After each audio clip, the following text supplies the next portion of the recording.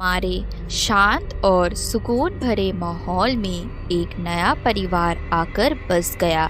एक बड़ा पुराना घर जिसकी दीवारें समय की गवाही देती थी, अब उनके कब्जे में था।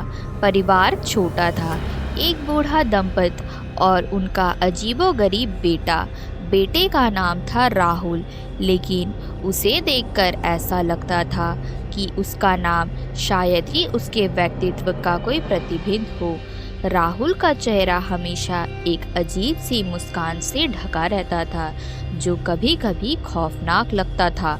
उसकी आंखें गहरी और काली थी, किसी भी इंसान की आंखों से कहीं ज़्यादा गहराई थी।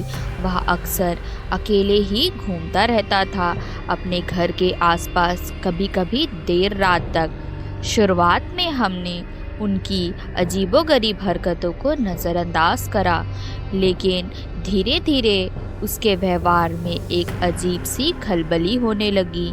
वह रात के अंधेरे में अपने घर के बरामदे में खड़े होकर आकाश की ओर ताकता रहता था, मानो किसी अदृश्य शक्ति से संवाद कर रहा हो। और कभी कभी रात के गहरे अंधेरे में हम उनके घर से एक अजीब सी आवाज़ें सुनते थे, एक ऐसा स्वर जो किसी इंसान की आवाज़ नहीं थी, बल्कि कुछ और ही था।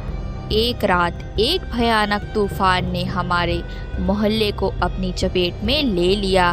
पेड़ उखड़ रहे थे, बिजली चमक रही थी और तेज़ हवाएं घरों को हिला रही थी। अचानक हमने देखा कि राहुल के घर से रोशनी आ रही है। हम हैरान हो गए, क्योंकि उस समय बिजली गुल थी। हमने साहस जुटाकर उसके घर की ओर बढ़े। दरवाज़ा खुला था और अंदर एक भयानक चीख सुनाई दी। हम अंदर घुसे और जो देखा वो हमारे होश उड़ा देने वाला था। राहुल पागल की तरह अपने कमरे में इधर उधर दौड़ रहा था। उसके चेहरे पर खौफ का साया छाया हुआ था और उसकी आंखें डर से फटी हुई थी। कमरे के एक कोने में एक अजीब सी छाया थी जो लगातार हिल रही थी। हमने हिम्मत जुटाकर उस छाया की ओर बढ़े। जैसे ही हम पास गए, वह छाया अचानक हट गई और हमने देखा कि वह एक आदमी था, लेकिन वह कोई साधारण आदमी नहीं था।